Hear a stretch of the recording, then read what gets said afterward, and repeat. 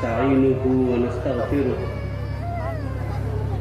ونؤمن به ونتوكل عليه ونعوذ بالله من شرور أنفسنا وسيئات أعمالنا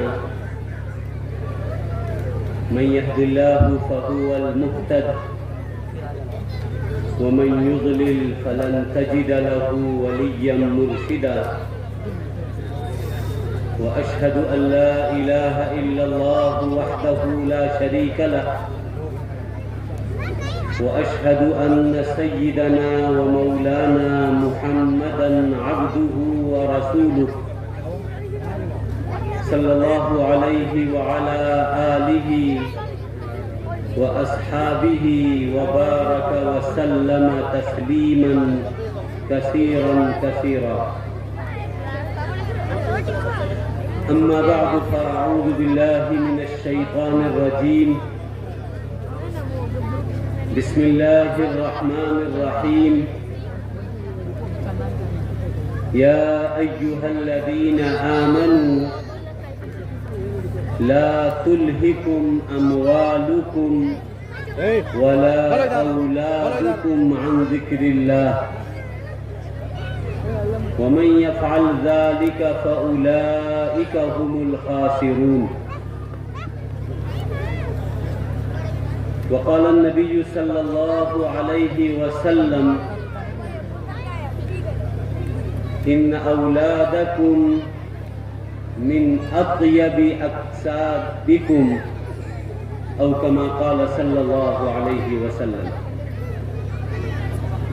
اللهم صل على محمد وعلى آل محمد كما صليت على إبراهيم وعلى آل إبراهيم إنك حميد مجيد اللهم بارك على محمد وعلى آل محمد كما باركت على إبراهيم وعلى آل إبراهيم إنك حميد مجيد بزرگان محترم، بہت دیر سے آپ حضرات یہاں جمع ہیں اور دین کی گفتگو سماعت فرما رہے ہیں۔ تھوڑی دیر میں انشاءاللہ دستار بندی کا بھی عمل ہوگا، پھر اس کے بعد دعا ہوگی۔ اس وقت کوئی بہت لمبی تقریر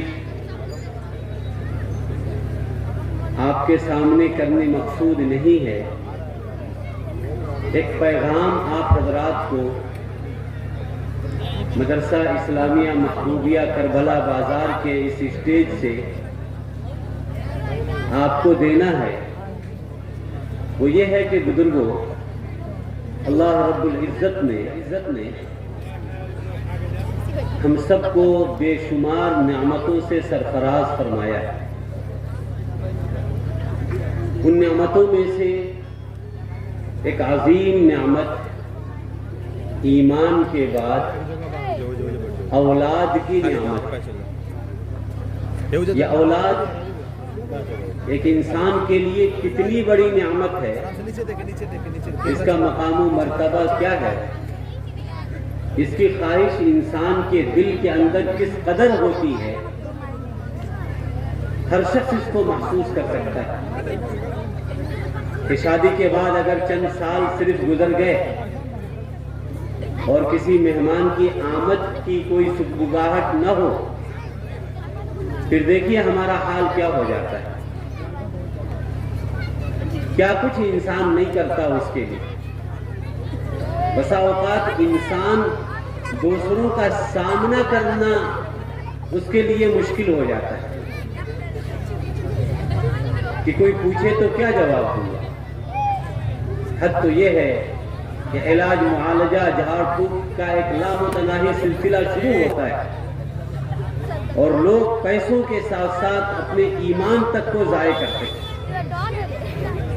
کیسی کیسی غلط تدبیریں اختیار کی جاتی ہیں اولاد کے حصول کے لیے۔ آج کا دور IVF کا دور ہے، اس میں نہ جانے کتنی حرام کاریاں ہوتی ہیں۔ یہ موقع اس کی تفصیل کا نہیں، ورنہ ضرورت اس بات کی ہے کہ امت کو سمجھایا جائے کہ کیا کسی طرح سے بھی اولاد حاصل کرنا ہمارے لیے جائز ہے، یا اس کی کیا کیا شکلیں ہو سکتی ہیں۔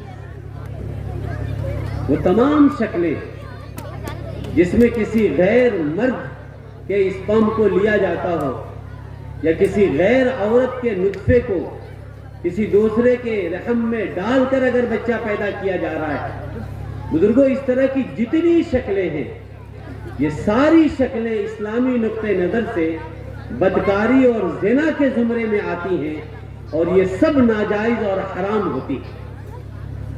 تقریباً اس کی 13 یا 14 شکلیں بنتی ہیں۔ صرف ایک شکل ہے جو اسلامی نقطہ نظر سے جائز ہے، بقیہ ساری شکلیں ناجائز یا مکروہ تحریمی کے زمرے میں آتی ہیں۔ بہرحال یہ موقع ایسا نہیں ہے کہ اس غامض مسئلے پر گفتگو کی جائے۔ عوامی مجمع کسی اہم مسئلے پر گفتگو کرنے کا نہیں ہوتا۔ اگر کسی آدمی کے ساتھ یہ اس طرح کے مسائل ہوں، اولاد سے مایوس ہو، تو اس کے حصول کے لیے صرف ہاسپٹل والے کے مشورے پر ہی عمل نہیں شروع کر دینا چاہیے، بلکہ اس سے پہلے علاقے کے جو ذمہ دار مفتیان کرام ہیں ان سے مل کر اس کی صورت کو بھی سمجھنا چاہیے۔ یہ اشارہ میں اس لیے کر دیا کہ اپنے علاقے کے کئی لوگوں نے اپنے لیے اولاد کی وہ شکل اختیار کی جو بزرگوں اسلامی نقطہ نظر سے جائز نہیں ہے، لیکن انہوں نے تحقیق اس وقت کی جب وہ اس حرام کے مرحلے سے گزر چکے تھے۔ بہرحال اب افسوس کرنے کا حاصل کیا ہے؟ آپ اولاد کی نعمت کا اندازہ اس طرح سے کریں کہ حضرات انبیاء علیہ السلام اللہ کے حکموں اور فیصلوں کو سب سے زیادہ ماننے والے ہوتے ہیں۔ اللہ کے فیصلے پر اگر کسی کو سب سے زیادہ اطمینان اور اعتماد ہوتا ہے تو وہ حضرات انبیاء علیہ السلام کی ذات بابرکات ہوتی ہے۔ حضرات انبیاء میں ایسے انبیاء بھی آپ کو ملیں گے تاریخ میں جنہوں نے اپنے پیٹوں پر پتھر باندھے، دنیا کی بہت سی نعمتوں سے وہ محروم رہے، لیکن انہوں نے کبھی بھی اس کا شکوہ اللہ سے نہیں کیا کہ اللہ بھوکا ہوں، مجھے کھانا دے دیجیے، میرے پاس دنیا کی یہ چیزیں نہیں ہیں، مجھے عطا فرما دیجیے۔ نہیں مانگا اللہ سے۔ اللہ نے جس حال میں رکھا رضا بالقضاء کے مصداق بنے رہے۔ لیکن بزرگوں جب باری اولاد کی آتی ہے تو یہ وہ مرحلہ ہوتا ہے کہ حضرات انبیاء بھی اپنے آپ کو نہیں روک پاتے۔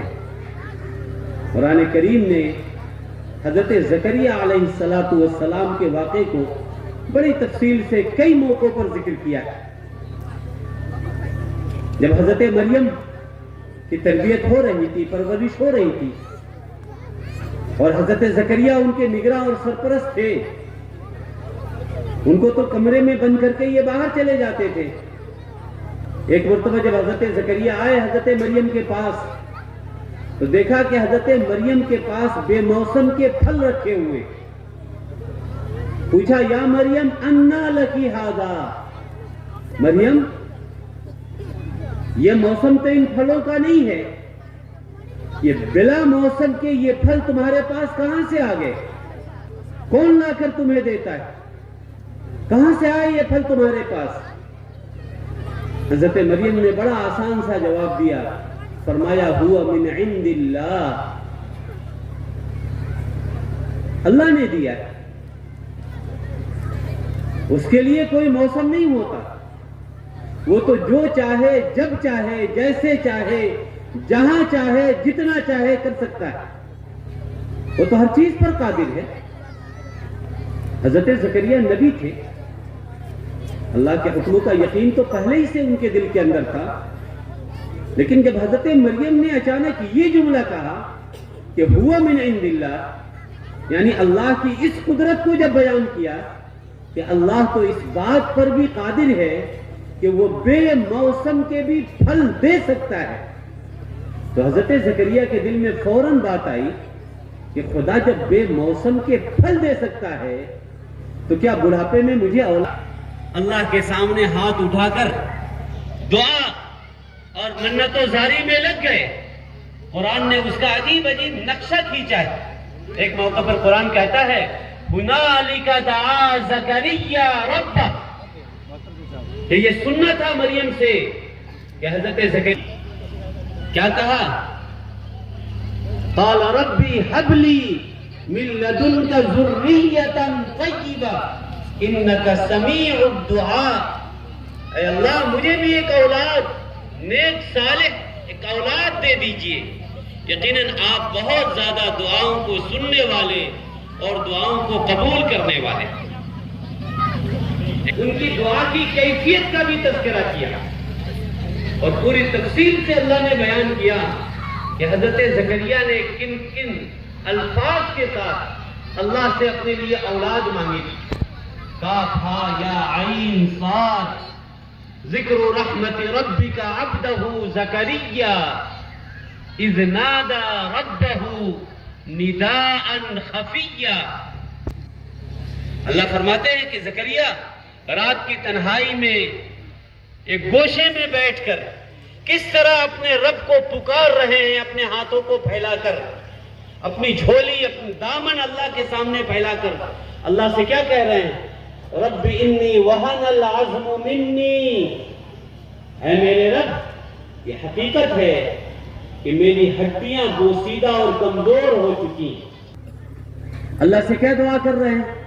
رب انی وہن العظم منی، اے میرے رب میری ہڈیاں بوسیدہ ہو چکی کمزور ہو چکی، واستعل الرأس شیبا، میرے سر کے بال سفید ہو چکے، بڑھاپے کی وجہ سے سر کے بال سفید ہو گئے، لیکن اے اللہ اس سب کے باوجود بھی لم اکن بدعائک ربی شقیا، اے میرے رب میں ابھی یہ جوانی اور بڑھاپا کوئی معنی نہیں رکھتی۔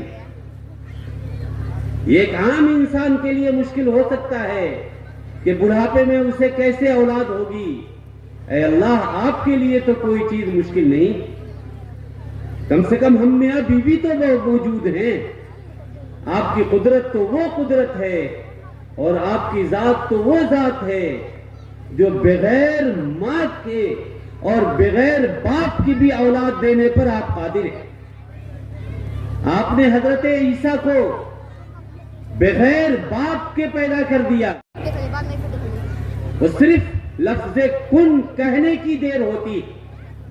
علماء نے لکھا ہے کہ اللہ تعالیٰ کسی کام کو کرنے کے لیے کلمہ کن کے کہنے کے بھی محتاج نہیں، یہ تو کن ہمیں اور آپ کو سمجھانے کے لیے کہا گیا ہے کہ اللہ کہتے ہیں ہو جا اور ہو جاتی، بلکہ اللہ چاہے تو بغیر کہے بھی کر سکتے ہیں، ان کو کن کہنے کی بھی ضرورت اور احتیاج نہیں۔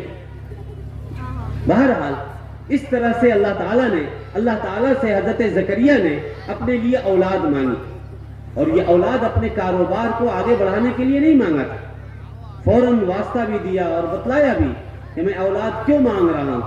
فرمایا وَإِنِّي خِفْتُ الْمَوَالِيَ مِنْ وَرَائِي، اے اللہ میں ڈر رہا ہوں، مجھے یہ اندیشہ ہو رہا ہے کہ نبوت کا جو سلسلہ آپ نے ہمارے خانوادے میں جاری کر رکھا ہے، خدا نخواستہ اگر میری کوئی اولاد نہیں ہوئی تو کہیں یہ سلسلے نبوت رک نہ جائے، ہمارے خاندان سے منقطع نہ ہو جائے۔ اے اللہ میں چاہتا ہوں کہ ایک ایسا ولی اور جانشین عطا کر دیجئے، یرثنی ویرث من آل یعقوب واجعلہ ربی رضیا، اے اللہ ایک ایسا ولی اور جانشین عطا کر دیجئے جو سلسلے نبوت کو لے کر آگے بڑھ سکے، اسے بھی نبوت اور صالحیت عطا کر دیجئے اور اس کو ایسے عمل کی توفیق دیجئے جس سے آپ راضی ہو جائیں۔ بزرگوں آپ اندازہ کریں کہ اولاد کی نعمت کتنی عظیم نعمت ہے کہ اس کے نہ ملنے پر حضرات انبیاء بھی تڑپ اٹھے۔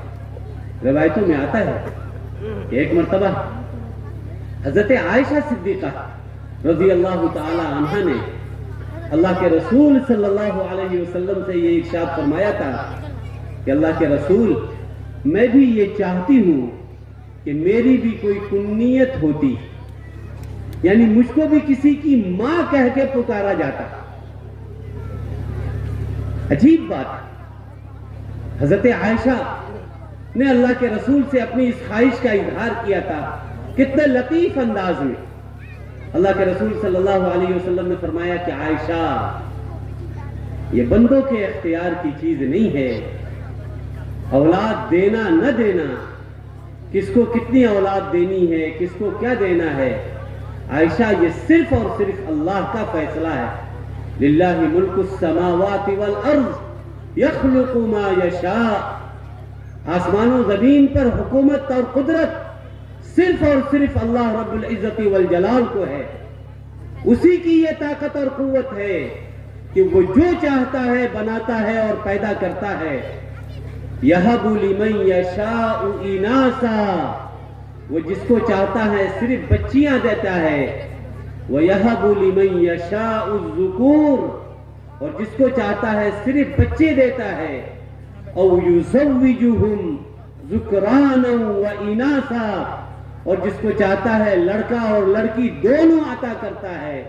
وَيَجْعَلُ مَن يَشَاءُ عَقِيمًا، اور جس کو چاہتا ہے دونوں سے محروم کر دیتا ہے۔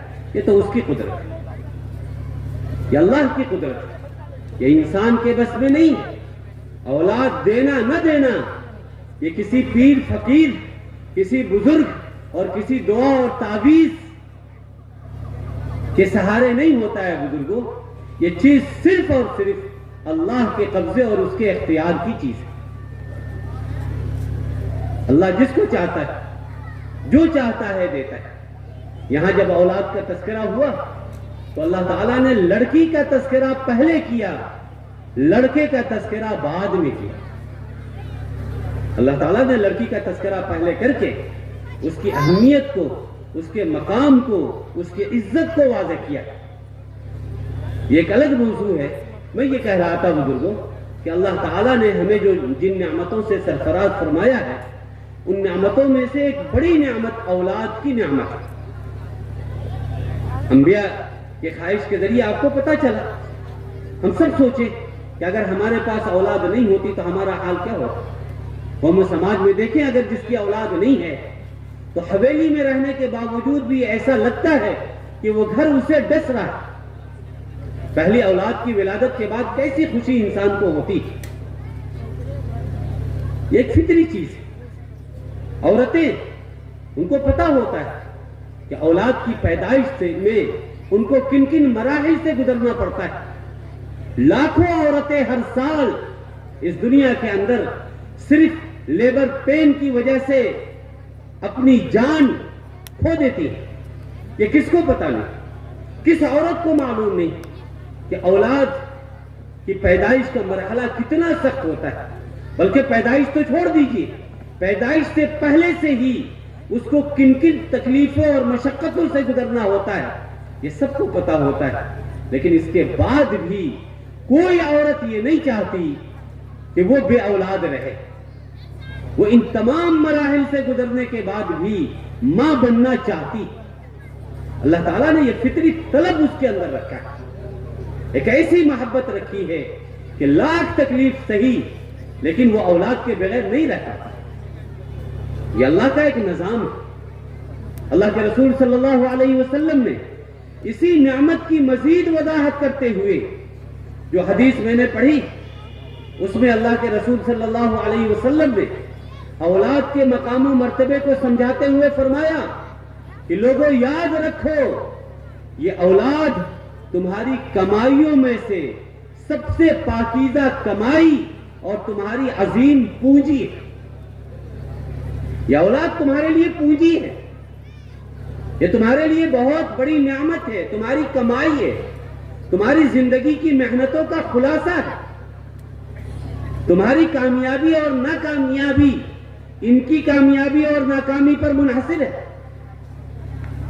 تم ان کی جیسی تربیت کرو گے اس کے مطابق تمہارے لیے مقام و مرتبہ طے کیا جائے گا.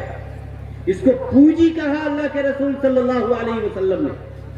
اللہ کے رسول صلی اللہ علیہ وسلم کے کمالات میں سے ایک عظیم کمال یہ تھا کہ آپ جوامع الکلم تھے. اللہ تعالیٰ نے آپ کو گفتگو کا وہ سلیقہ عطا کیا تھا کہ چھوٹے چھوٹے جملے کے ذریعے ایسے معانی بیان کر دیا کرتے تھے کہ بزرگوں وہ چھوٹی چھوٹی باتیں اور چھوٹے چھوٹے جملے کوزہ بس سمندر ہوا کرتے تھے. سمندر بکوزہ کہتے ہیں کہ چھوٹے برتن میں سمندر کو جمع کر دیا جائے. اللہ کے رسول کے جملے اسی طرح کے ہوا کرتے تھے. جملے بہت ہلکے پھلکے، بہت چھوٹے چھوٹے جملے، بہت عام سی باتیں، لیکن اس کی تشریح میں اگر محدثین لگتے ہیں تو اتنے مطالب اور معانی نکلنے شروع ہوتے ہیں کہ اندازہ نہیں کر سکتے. حقیقی بات تو چھوڑ دیجئے، اللہ کے رسول صلی اللہ علیہ وسلم جو باتیں اپنے اختیار سے ارشاد فرمائیں ان کی تو بات جانے دیجئے، چھوڑ دیجئے کہ وہ کتنے بامعنی ہوا کرتی تھی. مذاق میں بھی اگر کوئی جملہ آپ ارشاد فرما دیا کرتے تھے تو ایک دو نہیں سینکڑوں معنی اس مذاق والے جملے سے پیدا ہو جاتے ہیں. اب جب بات آ ہی گئی تو ایک مثال میں دے دوں. حضرت انس رضی اللہ تعالیٰ عنہ، ان کے ایک چھوٹے بھائی تھے. انہوں نے اپنے لیے ایک کبوتری پال رکھا تھا، کبوتر. اس سے وہ کھیلتے تھے. چھوٹے بچے تھے، کبوتر لے کر کھیل رہے تھے اور کھیلتے کھیلتے بچے تھے. جب وہ اڑنا چاہتی تھی تو اس کو زور سے پکڑ لیتے تھے. ایک مرتبہ اڑنا چاہی، اس کو زور سے پکڑا، اس کا گلا دب گیا، وہ کبوتری مر گئی بیچاری. اب یہ رونے لگے. اللہ کے رسول صلی اللہ علیہ وسلم کی نگاہ ان پر پڑی. چھوٹے بچے تھے، آپ نے مزاحن فرمایا ان سے، یا ابا عمیر ما فعل النغیر، اے ابو عمیر تمہاری کبوتری کیا ہوئی، کیا ہوا اس کے ساتھ. اب سوچیے کیسے ہلکے پھلکے جملے ہیں. بس صرف آپ نے اتنا فرمایا، یا ابا عمیر ما فعل النغیر، اے ابو عمیر تمہاری کبوتری کیا ہوئی، کہاں گئی. یہ ایک مذاق تھا، بات آئی گئی. ہم اور آپ اگر دیکھیں تو اس میں کوئی بات نہیں، ایک مذاق تھا جو آپ نے کر دیا، ایک مزاح آپ نے فرمایا، بات ختم. بزرگوں قربان جائیے، اس ایک مزاح سے فقہاء اور محدثین نے 200 سے زیادہ مسائل کا استخراج اور استنباط کیا. اس امت کو 200 سے زیادہ مسائل صرف اس مزاح کے ایک جملے سے ملے. اب آپ کہیں گے اس میں کون سا مسئلہ چھپا ہوا ہے، اے ابو عمیر تمہاری کبوتری کہاں گئی، اس میں کون سا مسئلہ ہے. ذرا آپ غور کریں، اپنا ذہن لگائیں، دماغ دوڑائیں. کچھ لگتا ہے کہ اس میں بھی کوئی مسئلہ ہے، لیکن ایک دو نہیں بزرگوں، 200 سے زیادہ مسائل اس حدیث سے علماء نے مستنبط کیے. اس سے آپ فقہا کے محنتوں کو، ان کی کاوشوں کو ذرا سوچیے اور اندازہ کیجیے کہ کتنی گہری نگاہ ان کی ہوتی ہے. جہاں اس سے یہ پتہ چلتا ہے کہ اللہ کے رسول صلی اللہ علیہ وسلم کے جملے کتنے بامعنی ہوا کرتے تھے، کیا وہاں یہ نہیں پتہ چلتا ہے کہ فقہاء کرام نے اس امت کو آسانی پیدا کرنے کے لیے کس درجہ محنت کی. آج بڑے آسانی سے کہہ دیا جاتا ہے کہ ہم فلاں امام کو نہیں مانتے، ہم فلاں کو نہیں جانتے. وہ کیا جانتے تھے، ان کو تو صرف اتنی حدیثیں معلوم تھی اور فلاں اور فلاں نہ جانے کیا کیا لوگ کہہ دیتے. ذرا سوچیں وہ لوگ کہ یہ وہ لوگ تھے جو حضور کے مزاح کے ایک مختصر جملے سے 200 مسائل مستنبط کر لیا کرتے تھے. تو جو باتیں آپ بالقصد اور بالارادہ ارشاد فرماتے ہوں، ان کے اندر معانی کا کیسا سمندر چھپا ہوا ہوتا ہوگا.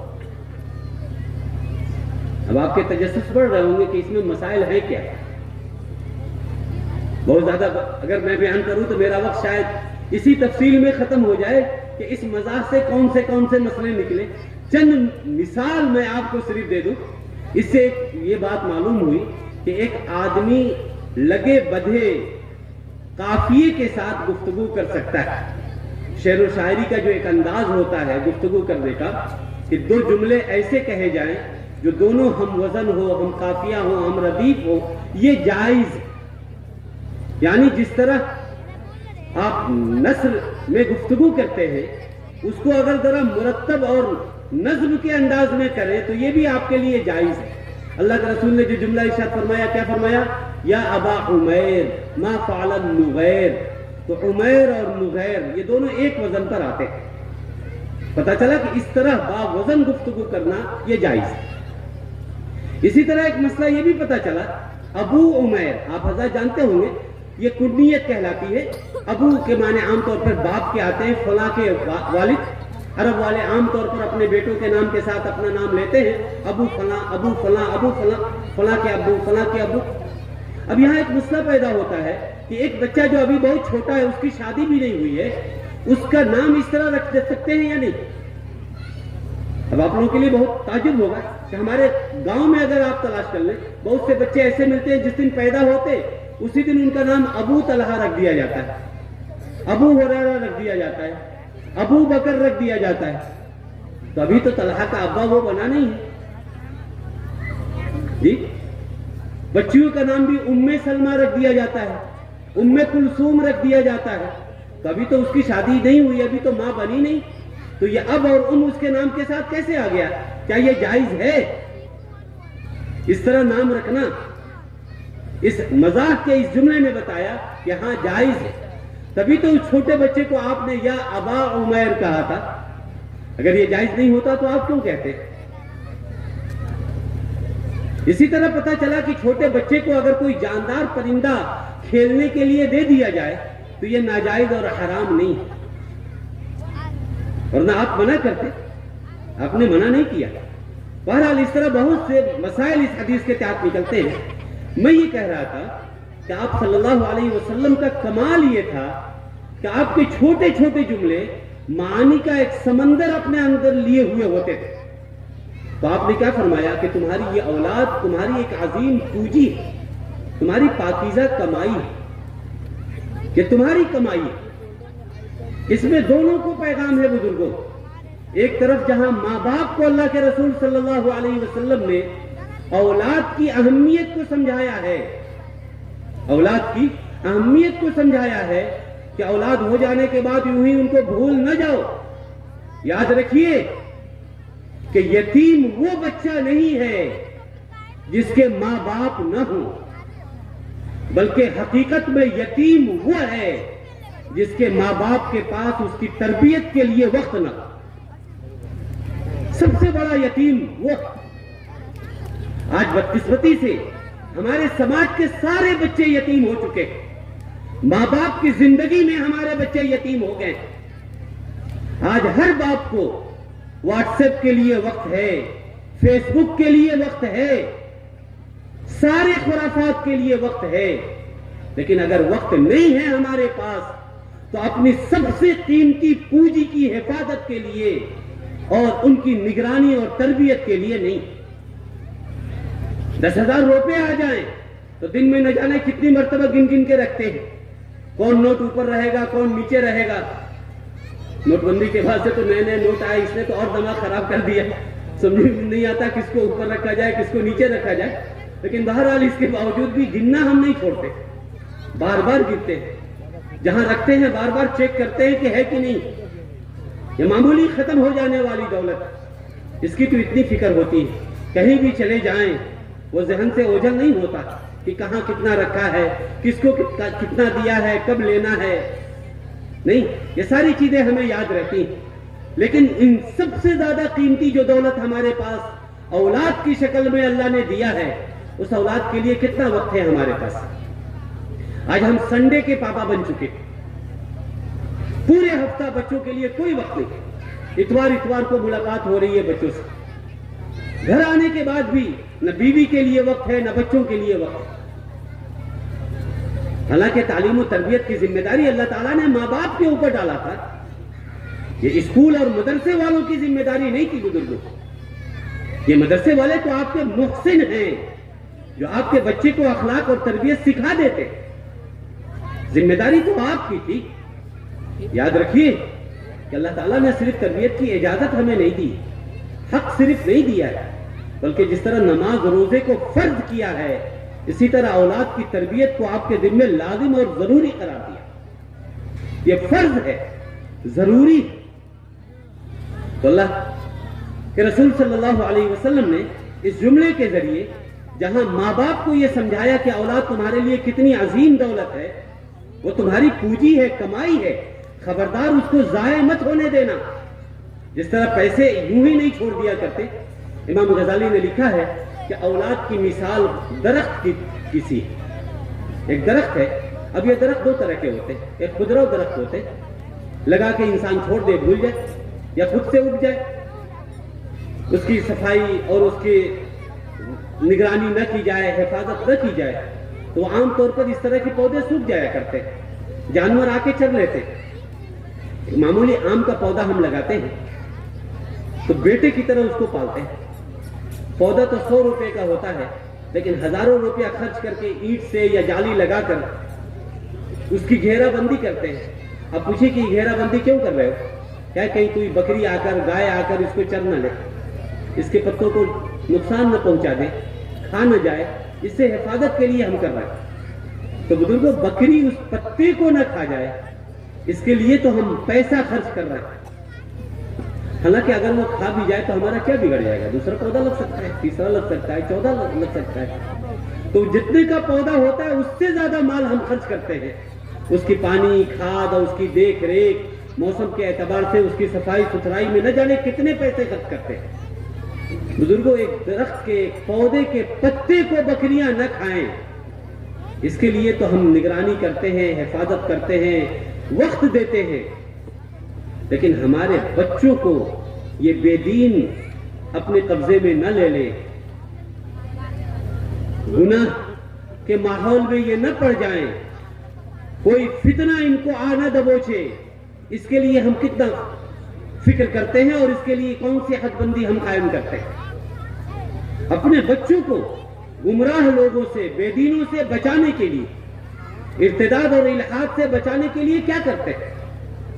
بزرگوں، مجھے کہہ لینے دیجئے، بچانا تو بہت دور کی بات ہے، حقیقت تو یہ ہے کہ ہم دھکے دے دے کر اپنے بچے اور بچیوں کو مرتد اور ملحد بنا رہے ہیں۔ آج اخبار میں عام طور پر خبریں ہم پڑھتے رہتے ہیں کہ کل فلاں جگہ کی فلاں کی بیٹی مرتد ہو گئی، فلاں مرتد ہو گئی، فلاں بچہ مرتد ہو گیا، فلاں ایسا ہو گیا، اخبارات ہم پڑھتے رہتے ہیں۔ بزرگوں، میں ایسی خبریں جب پڑھتا ہوں تو یہ سن کر مجھے لگتا ہے کہ شاید یہ کہہ دینا کہ فلاں بچی مرتد ہو گئی، شاید یہ صحیح جملہ نہیں ہے۔ حقیقت تو یہ ہے، میں یہ سمجھتا ہوں، میرا دل یہ کہتا ہے کہ وہ بچی مرتد نہیں ہوئی ہے، اس کے ماں باپ نے اس کو مرتد بنانے پر مجبور کیا ہے۔ بچی تو آج گئی نا، جب 18 سال 20 سال کی ہو گئی تب کسی کے ساتھ بھاگ کر اس نے غلط قدم اٹھایا اور ارتداد کا شکار ہوئی، لیکن وہ 7 سال 8 سال کی تھی، اس وقت اس کا ہاتھ پکڑ کے اس کو کو ایجوکیشن کی طرف کس نے دھکیلا؟ کیا آپ کے پاس مسلم ادارے نہیں تھے؟ یہ رونا چھوڑیے، ایک وقت تھا آج سے 25-30 سال پہلے جب ہمارے پاس مسلم اسکول نہیں تھے، مسلمانوں کے زیر نگرانی اسکول نہیں چلا کرتے تھے، اس وقت یہ ایک طرح سے ہمارے لیے مجبوری تھی۔ آج الحمدللہ اس سیوانو گوپال گنج کے اندر 15-20 سال کے اندر میں سمجھتا ہوں 20 اسکول ایسے ہیں جو بہت حد تک پورے طور پر تو میں نہیں کہہ سکتا، لیکن بہت حد تک اسلامی ماحول میں بچوں کو تعلیم و تربیت دینے کی کوشش کرتے ہیں۔ اس میں وہ کتنے کامیاب ہیں اس پر ایک بحث ہو سکتی ہے، اس کا تجزیہ کیا جا سکتا ہے۔ میں یہ نہیں کہتا ہوں کہ 100% وہ اسلامی کالم میں ہی ڈل چکے ہیں، لیکن بہت حد تک دوسرے کے بے دینوں کے اداروں کے مقابلے میں تو غنیمت ہے۔ ہم مسلمانوں کا مزاج یہ بن گیا ہے کہ آج ہمارے لیے یہ ایک معیار بن گیا ہے کہ جہاں زیادہ مہنگی فیس ہوگی، جہاں ہمارا بچہ انگریزوں کا اور یہودیوں کا لباس پہن کے جاتا ہو اور آتا ہو، ہماری بچیاں کھلے سر جہاں آتی ہو جاتی ہو، ہم کو بھی ویسا ہی ماحول اچھا لگتا ہے۔ ہمیں اس بات کا بالکل احساس نہیں ہوتا کہ آج ان کمسن اور معصوم بچیوں کو جن راستوں پر ہم دھکیل رہے ہیں، کل اس کا انجام کیا ہونے والا۔ کوچنگ سینٹروں کا حال دیکھ لیجیے، معمولی ملازمت کے لیے اپنی بچیوں کو جس طرح سے ہم آگے بڑھا رہے ہیں، کوچنگ سینٹروں میں جس طرح سے ہم دھکیل رہے ہیں بزرگوں، کیا کبھی ہم نے سوچا کہ صرف ہمارے لیے کیا ڈاکٹر اور انجینئر بنانا ہی ضروری تھا؟ بزرگوں، ڈاکٹر انجینئر بننے کے بعد اگر ایمان کی پونجی اگر وہ ضائع کر دیے تو ہم نے کیا کھویا اور کیا پایا، کبھی غور کیا ہو؟ اس لیے بزرگوں، آپ بنائیے شوق سے ڈاکٹر انجینئر، میں منع نہیں کرتا، بنائیے، اللہ اور توفیق دے، بلکہ ہم تو وہ بھی نہیں کر پا رہے، ضرور بنائیے، لیکن کم سے کم ایسے ماحول میں بنائیے کہ وہ ڈاکٹر انجینئر بننے کے بعد وہ مسلمان بھی رہیں، نبی کی امتی بھی باقی رہے۔ کم سے کم اس کی بھی تو فکر کیجیے۔ یہ دنیا کی زندگی سب کچھ نہیں ہے بزرگوں، یہ آپ کی منزل نہیں ہے، یہ پڑاؤ ہے۔ اصل زندگی تو موت کے بعد شروع ہونے والی۔ آپ نے سب کچھ بنا دیا، لیکن کیا یہ افسوس کی بات نہیں، جس بچے پر لاکھوں نہیں کروڑوں آپ نے خرچ کیا، وہ اس لائق بھی نہیں بن سکا جو آپ کی جنازہ کی نماز پڑھا سکے۔ شعبان کا مہینہ چل رہا ہے، مدرسوں کا عجیب برا حال ہے، شعبان کا مہینہ شروع ہوا نہیں کہ تعلیمی سلسلہ گویا موقوف ہی ہو جاتا ہے۔ اب حافظ شوکت صاحب بچوں کو گھر گھر نہ بھیجے قرآن خوانی کے لیے تو ان کی خیر نہیں۔ میں پوچھتا ہوں مسلمانوں، کربلا کے لوگوں، تم یہ بتاؤ، اور اگر برا لگے تو مجھے معاف کرنا، یہ قرآن صرف یہ بچے پڑھیں گے، ہم بوڑھے کب قرآن پڑھنے کے لائق بنیں گے؟ کیا یہ ہماری ذمہ داری نہیں تھی کہ ہم قرآن پڑھتے، ہم اپنی مغفرت کا سامان خود فراہم کرتے؟ عجیب ماحول بنتا چلا جا رہا ہے، جیسے غیروں کا ایک ماحول بنتا چلا گیا ہے کہ ٹیپ چلا دو عبادت خانوں میں اور ان کے کاریکرم اور ان کے بھجن پورے ہو جاتے ہیں۔ آج کیا اسی راستے پر ہم نہیں جا رہے؟ کرائے پر بچوں کو لائیے، کچھ معاوضہ دے کر قرآن پڑھوا دیجئے، کھانا کھلوا دیجئے، ماں باپ کی مغفرت ہو جائے گی، یہ ایصال ثواب ہو جائے گا۔ پوری ذمہ داری سے علماء کی موجودگی میں یہ مسئلہ عرض کر رہا ہوں۔ یاد رکھیے، جو قرآن اجرت کے اوپر پڑھوایا جائے، علامہ شامی نے صراحتاً لکھا ہے کہ پڑھنے والے کو ہی کوئی اجر نہیں ملتا۔ تو جب پڑھنے والے کو ہی ثواب نہیں ملا تو وہ ایصال ثواب کیا کر رہا ہے؟ پہلے پڑھنے والے کو تو ثواب ملے، تب وہ ثواب دوسرے کو پہنچے گا۔ اجرت پر تو قرآن پڑھنے پر ہی ثواب نہیں ملتا۔ یہ کون سا ایصال ثواب کر رہا کہ ہم خوش ہو رہے ہیں؟ بزرگوں، کیوں یہ بچے ہمارے ماں باپ کی مغفرت کروائیں گے؟ جرم اور گناہ ہم کریں، ہمارے ماں باپ کریں، اور معافی اور توبہ یہ بچے کریں۔ انہوں نے ٹھیکہ لے رکھا ہے دوسروں کی مغفرت کرانے کی، ہماری کوئی ذمہ داری نہیں ہے۔ یہ تو غیروں کا طریقہ تھا کہ ٹیپ کے ذریعے دوسروں کو خود سے پڑھیں، اپنی بھی مغفرت کرائیں اور ماں باپ کے لیے بھی مغفرت کے لیے پڑھ کر ایصال ثواب کریں۔ یہ دن کب آئے گا؟ یہ قرآن تو زندوں کے دلوں کے اندر انقلاب پیدا کرنے کے لیے اللہ نے بھیجا تھا۔ یہ اس لیے اللہ نے دیا تھا کہ لِتُنذِرَ قَوْمًا مَا أُنذِرَ آبَاؤُهُمْ فَهُمْ غَافِلُونَ، کہ تم غافلوں کو ڈراؤ اس کے ذریعے۔ ہماری غفلت اس قرآن کے ذریعے کب دور ہوگی؟ یہ دن کب آئے گا؟ شعبان کا مہینہ آتا نہیں ہے، مدرسوں کی تعلیم کا نقصان شروع ہو جاتا ہے، تعلیم چھوڑ کر بچے جاتے ہیں ایصال ثواب کے لیے، کیوں جائیں گے؟ میں تو بہت دستبستہ عرض کروں گا اس مدرسے کے ذمہ داروں سے بھی کہ اگر آپ کے یہاں اس طرح کا ماحول ہو تو خدا نہ اس کو بند کرنے کی کوشش کیجیے، اور آپ حضرات سے بھی ہاتھ جوڑ کر عرض کروں گا کہ یہ ایصال ثواب سے زیادہ ضروری ہے بچے مدرسوں میں رہ کر اپنے اسباق یاد کریں، اپنے امتحان کی تیاری کریں۔ بزرگوں، یہ زیادہ ضروری ہے۔ آپ اگر چند ہزار روپے دے دیتے ہیں تو اس کا مطلب یہ نہیں ہے کہ آپ کو یہ جواز مل گیا کہ مدرسے کے نظام تعلیم کے ساتھ اور یہاں کی تعلیمی نظام کے ساتھ آپ کھلواڑ شروع کر سکتے۔ ہم یہ سمجھتے ہیں کہ ہمارا حق ہے، ہم نے پیسہ دیا ہے، چندہ دیا ہے، اس لیے ہمارے یہاں بچے کیوں نہیں آئیں گے؟ کبھی ہم نے سوچا اگر آپ کا بچہ اس مدرسے میں تھا اور میں اس مدرسے کا ذمہ دار ہوتا اور 10 دن آپ کے بچوں کو دوسرے کے دروازے پر کھانے کے لیے بھیجتا، پڑھائی چھوڑوا کر، آپ کو کیسا لگتا؟ میرے پاس بھی بہت سے لوگ آتے ہیں کہ مفتی صاحب کچھ بچوں کو بھیج دیجیے ایصال ثواب کے لیے۔ الحمدللہ میرے یہاں نظام نہیں ہے بچوں کے جانے کا، لیکن پھر بھی میں ان سے کہتا ہوں کہ یہ بچے پڑھنے کے لیے آپ حضرات دیتے ہیں نا، اگر آپ کا بچہ ہوتا اور اس طرح 10 دن میں بھیجتا، آپ کو اچھا لگتا؟ آپ تو مجھ سے پوچھنے لگتے کہ مفتی صاحب میں نے بچہ پڑھانے کے لیے دیا تھا یا گھما کے گھر گھر دعوت کھلانے اور ایصال ثواب کرنے کے لیے دیا تھا؟ میرے بچے کو آپ کیا بنا رہے ہیں؟ تو دوسرے کا بچہ بچہ نہیں ہے، صرف آپ کا بچہ بچہ ہے۔ یہ کب ہماری سوچ میں بلندی آئے گی؟ ابھی کچھ دنوں پہلے ایک مضمون میں پڑھ رہا تھا، بڑی ایک عجیب واقعہ اس میں ملا۔ اب تو اپنے یہاں کے بہت سے لوگ، ہو سکتا ہے اسی علاقے کہیں کا واقعہ ہو۔ ایک صاحب تھے، باہر رہتے تھے، تو شعبان کا مہینہ آتا ہے، اب تو یہ بھی معاملہ ہو گیا نا کہ لوگ دیکھتے ہیں بازار سے۔ پرسوں ایک خاتون آئی تھی میرے پاس ایصال ثواب کے لیے، میں نے کہا کہ ایسا ہے کہ نام دے دو۔ الحمدللہ ہمارے یہاں سینکڑوں بچے ہیں، روزانہ فجر کے بعد مسجد میں تلاوت ہوتی ہے، نام بتلا دو، میں یہاں ایصال ثواب کرا دوں گا۔ اس نے کہا نہیں مفتی صاحب گھر جانا ضروری ہے۔ میں کہا کیوں ضروری ہے جی؟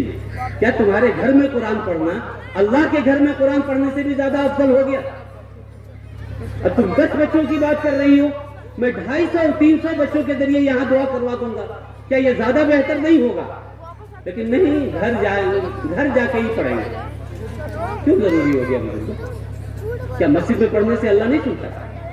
ہمارے گھر میں آ کے ہی قرآن پڑھا جائے گا تو اللہ سنیں گے، تبھی ثواب ملے گا۔ کہاں ہم جا رہے ہیں؟ کس روش پر دیکھا دیکھی کب تک ہم اسلام کو سمجھیں گے اور مانیں گے؟ وہ دن کب آئے گا کہ ہم خود اس کو پڑھیں گے اور جاننے کی کوشش کریں گے؟ موبائل پر ایک واٹس ایپ کی گھنٹی بج جائے، جب تک میسج کو پڑھ اور سمجھ نہ لیں بے چین رہتے ہیں۔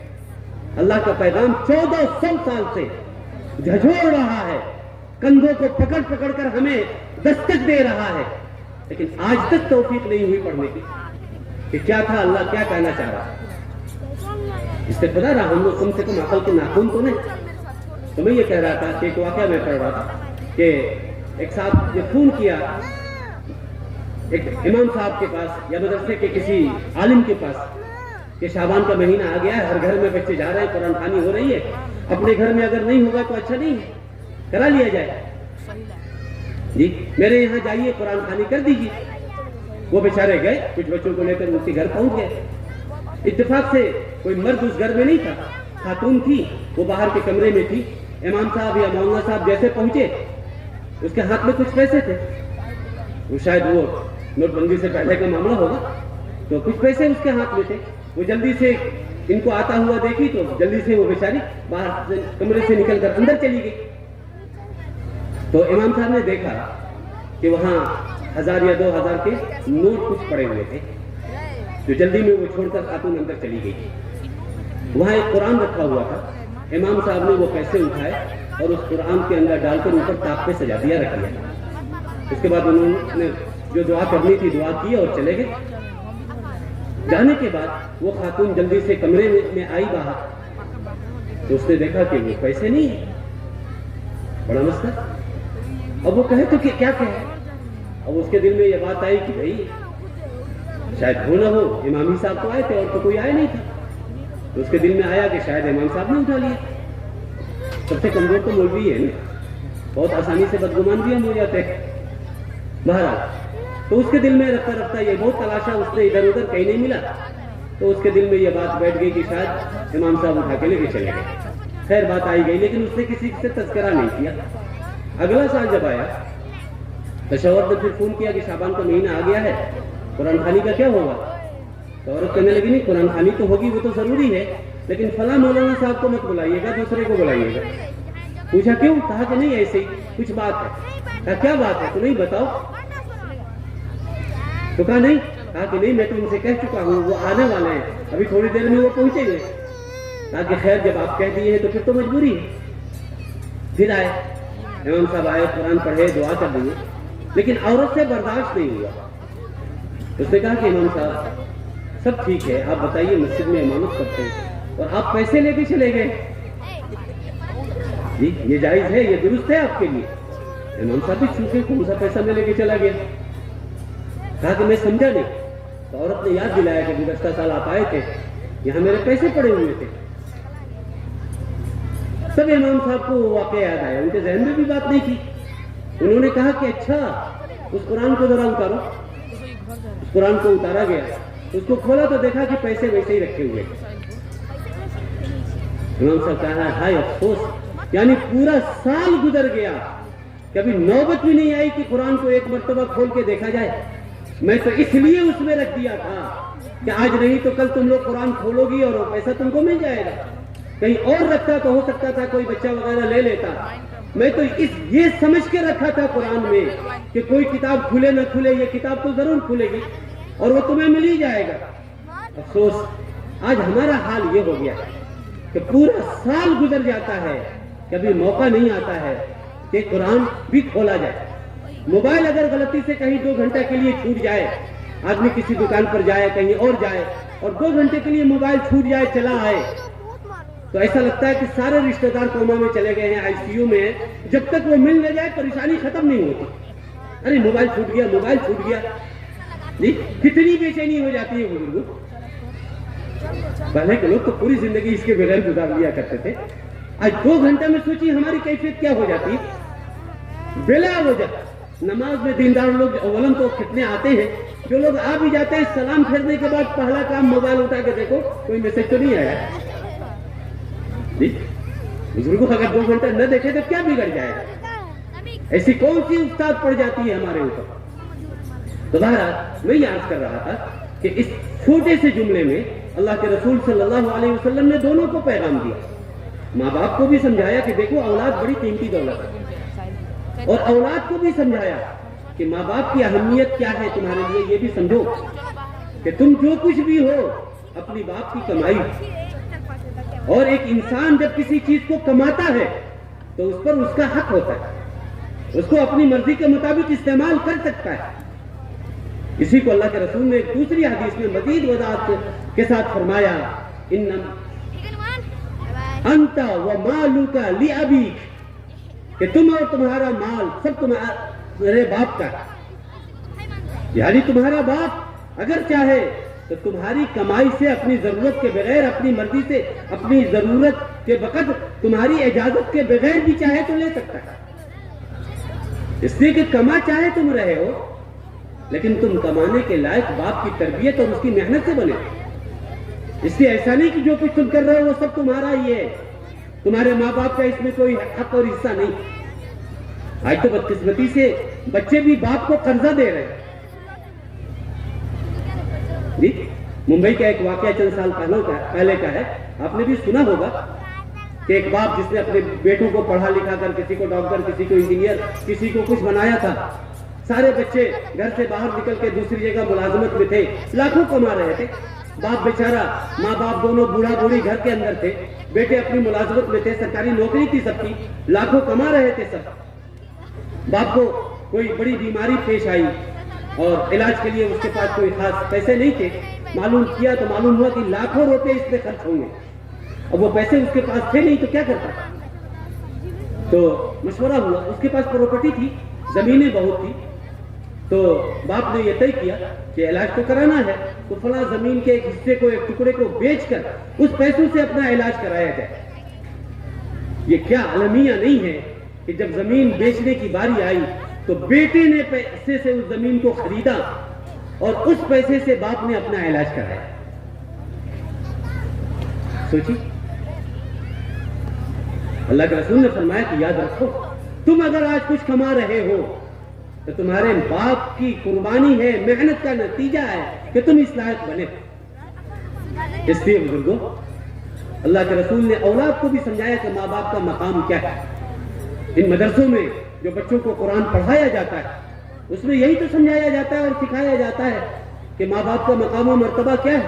وَقَضَىٰ رَبُّكَ أَلَّا تَعْبُدُوا إِلَّا إِيَّاهُ وَبِالْوَالِدَيْنِ إِحْسَانًا, کہ اللہ تعالیٰ نے تمہارے اوپر لازم کیا ہے کہ تم عبادت صرف اور صرف اللہ کی کرو گے.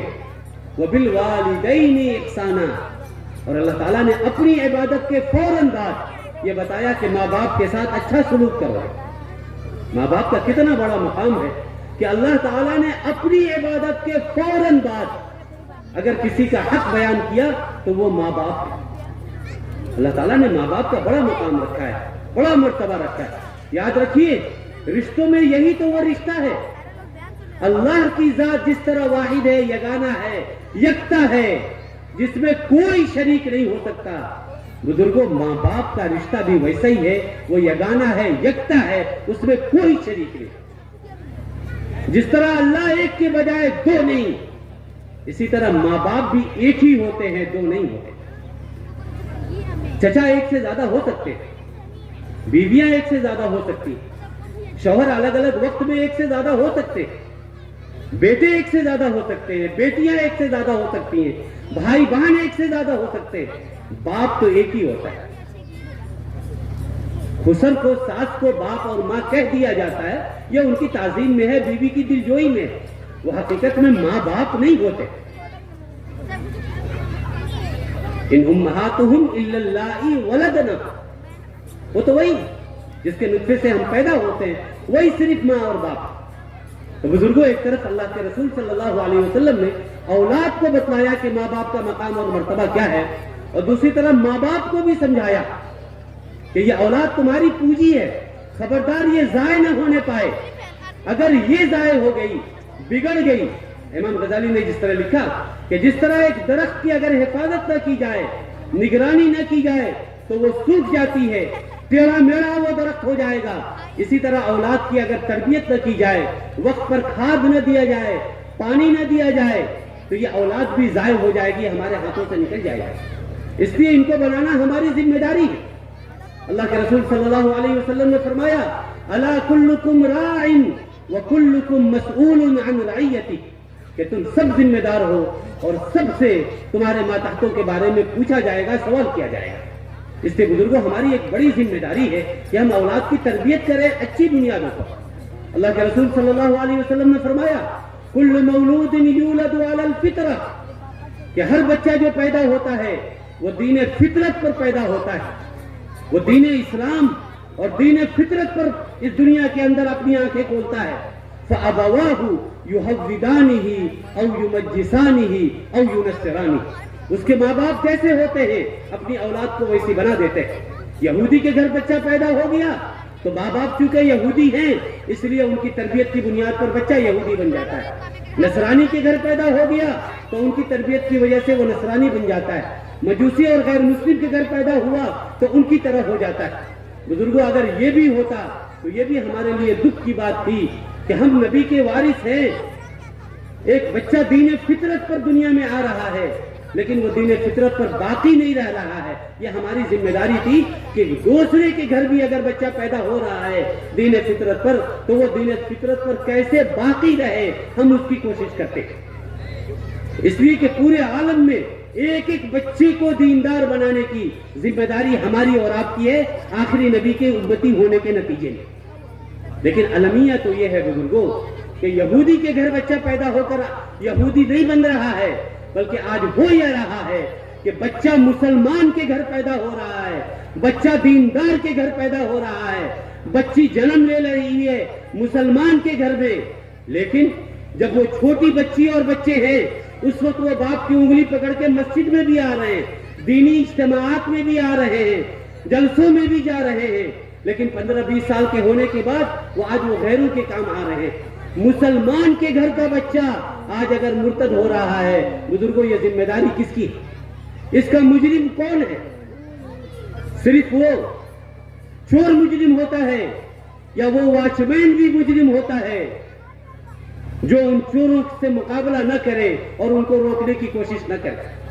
کہیں کسی گھر میں کوئی حادثہ ہو جائے، بینک لوٹ لیا جائے تو کیا صرف چوروں پر کارروائی ہوتی ہے یا واچ مین اگر اس نے اپنی ذمہ داری پورا نہیں کیا تو اس کو بھی سسپینڈ کیا جاتا ہے، اس کو بھی سزا دی جاتی ہے؟ ہم نگراں تھے، اللہ کے رسول نے ہمیں نگراں بتایا تھا، کلکم راع وکلکم مسئول عن رعیتہ، کہ تم نگراں اور ذمہ دار ہو، تمہاری ذمہ داری ہے کہ اولاد کی اچھی تربیت دو، وہ اسلام کے اوپر باقی رہیں، اس کی فکر تمہاری ذمہ داری ہے۔ حضرات انبیاء اپنے لیے فکر کیا کرتے تھے، اپنے بچوں کو دین پر رکھنے اور دین پر باقی رہنے کے لیے تدابیر اختیار کیا کرتے تھے، جبکہ ان کے گھروں کے اندر سب سے زیادہ دین ہوا کرتا تھا۔ آج بے دینی کے اس ماحول میں چوڑے چوڑے موبائل ہاتھ میں تھما کر مخلوط تعلیمی اداروں میں، غیروں کے ماحول میں ہم اپنے جوان بچے اور بچیوں کو بھیج کر مطمئن ہیں کہ ہمارا بچہ اور ہماری بچی ایسی نہیں ہے۔ یہ اطمینان کس بنیاد پر ہے بزرگوں؟ یہ اطمینان نہیں، یہ بے حسی کی علامت اور دلیل ہے۔ اس لیے ہمیں چوکنا ہونا پڑے گا، یہ طے کرنا پڑے گا کہ اس دنیا کے اندر ہمارے مکانات کا اچھا بن جانا، کچھ پیسوں کا آ جانا، روٹی بوٹی کا انتظام ہو جانا صرف ہمارے لیے یہی ضروری ہے، یا کل قیامت میں بھی ہم جنت کے لائق بننے والے ہوں۔ یہ بچے اپنی بدعملیوں کی وجہ سے ہمارے لیے جنت میں جانے کے لیے رکاوٹ نہ بن جائیں، اس کی بھی فکر ہمارے دل میں لازم ہے۔ اس لیے بزرگوں، آپ لاکھ دیندار رہیں، صف اولا کا اہتمام کریں، چلہ 4 مہینہ لگائیں، حج عمرہ کرتے رہیں، حافظ عالم بن جائیں، کچھ بھی بن جائیں، لیکن آپ نے اپنے آنے والی نسل کی دین کی فکر نہیں کی، اپنے ماں بہنوں کی دینی ماحول بنانے کی فکر نہیں کی، گھر میں تعلیم کا ماحول پیدا نہیں کیا، تو خدا کی قسم کھا کر میں کہہ رہا ہوں کہ یہ ساری نمازیں، یہ سارے چلے، یہ سارے حج عمرے ایک طرف رہ جائیں گے اور دھکیل کر اس بچے کے ساتھ آپ کو بھی جہنم میں ڈالا جائے گا۔ اس لیے بزرگوں، اگر اپنے آپ کو بچانا ہے تو یہ ذمہ داری آپ کی ہے کہ آپ صرف اپنی ذات سے دیندار نہ بنے بلکہ اپنے بچوں کو بھی دیندار بنانے کی کوشش کریں، ورنہ یہ بچے کل آپ کے لیے حاجب بن جائیں گے، گریبان پکڑیں گے یہ بچے اور اللہ سے کہیں گے ربنا انا اطعنا سادتنا وکبراءنا فاضلونا السبیل۔ اے اللہ، ہم تو چھوٹے بچے تھے، یہ جیسا کہتے تھے ہم مانتے تھے، یہ جو کہتے تھے وہ ہم کرتے تھے۔ ربنا آتہم ضعفین من العذاب والعنہم لعنا کبیرا۔ اے اللہ، مجھ کو گمراہ کرنے میں ان کے بھی عمل کو دخل ہے، لہذا ہم کو تو عذاب دے ہی رہے ہیں، ان کو 2 گنا عذاب دیجئے، اس لیے کہ یہ اگر مجھ کو اس راستے پر نہیں ڈالے ہوتے تو آج ہم اس گمراہی سے بچ گئے ہوتے۔ لہذا اصل مجرم تو یہ۔ اس لیے بزرگوں، اس دنیا کے بعد بھی ایک بڑی زندگی ہے، بلکہ اصل زندگی تو وہی ہے۔ اس دنیا کی زندگی تو قطرے کے مانند ہے، سمندر جیسی، بلکہ اس سے بڑی زندگی تو آخرت کی ہے۔ اس آخرت کی زندگی میں یہ دنیاوی عہدے اور منصب کام نہیں آئیں گے، وہاں اگر کام آئے گا تو آپ کے یہ اچھے اعمال کام آئیں گے، آپ کی تربیت کے ذریعے جو بچے نیک بنے ہوں گے یہ کام آئیں گے۔ آپ مر کر قبر میں ہیں، عذاب ہو رہا ہے، کوئی ڈی ایم صاحب فون کر کے آپ کو اس قبر میں راحت نہیں پہنچا سکتے۔ اگر عذاب میں تھوڑی بہت تخفیف ہوگی تو انہی بچوں کے ذریعے ہوگی جن بچوں کو آپ نے مدرسوں میں بھیج کر دین کی تعلیم دلوایا ہوگا۔ اس لیے بزرگوں، اگر آپ یہ چاہتے ہیں کہ یہ اولاد صرف دنیا میں ہی آپ کے لیے راحت کا ذریعہ نہ بنے بلکہ آخرت میں بھی آپ کی نجات کا ذریعہ بنے اور ان کی سفارش پر اللہ تعالیٰ آپ کو جہنم سے نکال کر جنت میں بھیجے، تو اس کے لیے ضروری ہے کہ اپنے بچوں کے جہاں دنیا بنانے کی ہم فکر کر رہے ہیں وہیں آخرت بنانے کی بھی فکر کریں۔ اللہ تعالیٰ ہم سب کو اپنی ذمہ داری کا احساس پیدا فرمائے اور اپنے بچوں کی حسن تربیت کی توفیق عطا فرمائے، اور جو بچے یہاں حافظ ہوئے ہیں اللہ تعالیٰ ان سب کو قرآن کو مزید سمجھنے، اس پر عمل کرنے اور اس کے پیغام کو لے کر پوری دنیا میں پھیلانے کے لیے قبول فرمائے۔ اس مدرسے کو آپ حضرات ایک معیاری مدرسہ بنائیے۔ بزرگوں، بہت قدیم ادارہ ہے، میں یہ سمجھتا ہوں کہ یہاں بہت بڑے کام ہو سکتے ہیں۔ آپ حضرات اگر تھوڑی سی اپنی توجہ دیے اور بچوں کی تعلیم پر اگر ان کو محنت کرنے دیے، غیر ضروری کاموں میں اگر ان کو نہیں بھجایا گیا، تو میں سمجھتا ہوں کہ ایک بڑا کام اس ادارے سے ہو سکتا ہے۔ اللہ تعالیٰ ہم سب کو صحیح سمجھ عطا فرمائے۔ وآخر دعوانا ان الحمد للہ رب العالمین۔